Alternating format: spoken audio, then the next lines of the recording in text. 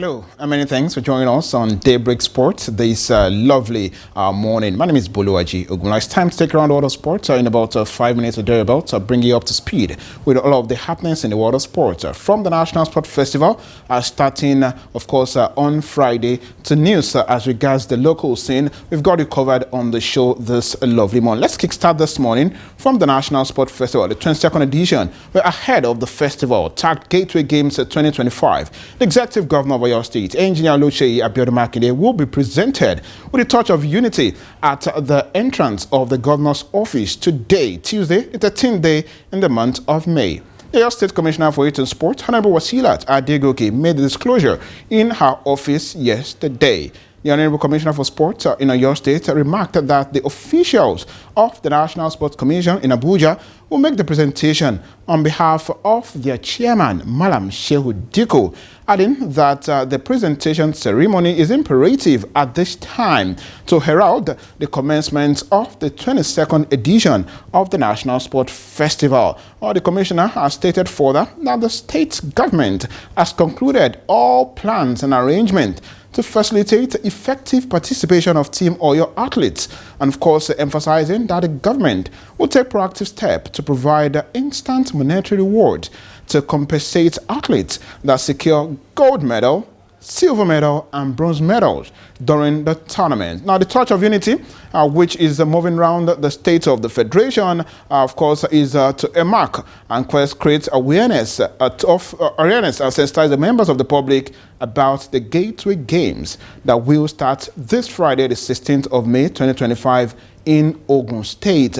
Well, let me inform you this morning that 320 athletes, 65 coaches and 36 officials will represent Team Oyo at the festival tagged Gateway 2025 in Ogun State. Well, for Team Oyo, they will feature in 32 sports consisting of 27 compulsory sports and 5 optional sports. Well, from the festival, let's talk about the Nigerian Women Football League this morning. The Super 6 is currently going on. Of course, let's take a look at the results of the Super 6 matches played yesterday. Don't forget that it started on Saturday and we had games yesterday. Nasarawa Amazons took on Bayelsa Queens and they played a 1-0 draw. But of course, I'm interested in the Remo Stars game as the Remo Stars ladies secured their second consecutive win of the ongoing 2024-2025 NWFL Premiership, of course, Super 6 playoffs, following their 1-0 victory over Niger Rattles yesterday to continue their fantastic form in the season-ending competition, of course, holding on their own home turf, that is the one in Ikene. The NWFL Premiership regular season's highest goal scorer, that's Bolaji Olamide, actually struck in the 14th minute of the game, of course, to ensure that Remo Stars ladies, secure the maximum point. Now, with the results, Remo Stars ladies are now top the standings, of course, setting the stage for a high-stake showdown against, of course, fellow unbeaten rivals, that's Bayelsa Queens, when they play later on tomorrow. Now, earlier in the day, Bayelsa Queens were held to a 1-0 draw by Nasarawa Amazons in the first game of day 2 yesterday at the Super 6. Now, the draw have actually moved the Prosperity Girls, that's Bayelsa Queens, to 4 points from 2 matches, while Nasarawa Amazons are on 4 points as well. And in the last game of the day, Rivers Angels and Edo Queens recorded their first point of the Super 6 following a 1-0 draw in Ikene. Of course, MMSN scored first for Bayelsa Queens in the 26th minute of the game, but an own goal from Valentina Uroko in the 38th minute of the game salvaged a point each for both sides. Well, let's move away from the Nigerian Women Football League this morning and take a look at other major stories. Of course, yesterday, semi-finalists emerged at the ongoing Under-20 Africa Cup of Nations, where Nigeria, of course, won against their counterparts from Senegal yesterday and, of course, qualified. It was a penalty shootout victory for Nigeria, and, of course, they qualified for the semi-final, and they have a date with South Africa in the semi-finals. Morocco also threw Egypt also through, and it's Morocco and Egypt going head-to-head in that particular competition. There you have the charts on your screen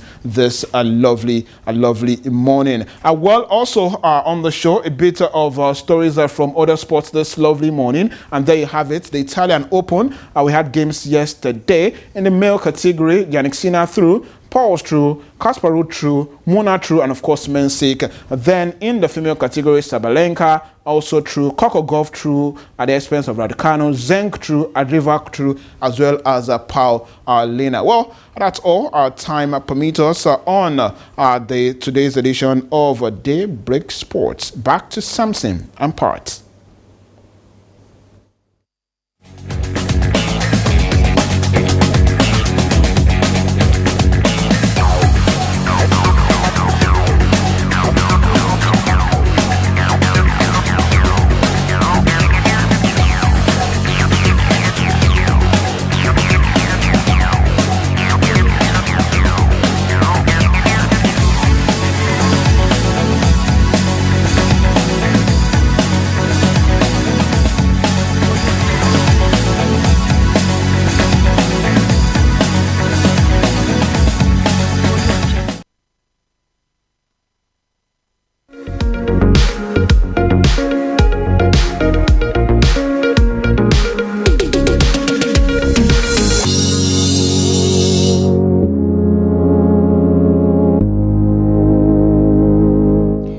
It's been fun all the way since the beginning of the program Daybreak Live on Dominion Television.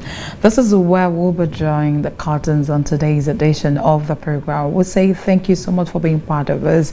And of course, it's raining season. You need to keep your environment clean. And thank you so much. Join us tomorrow.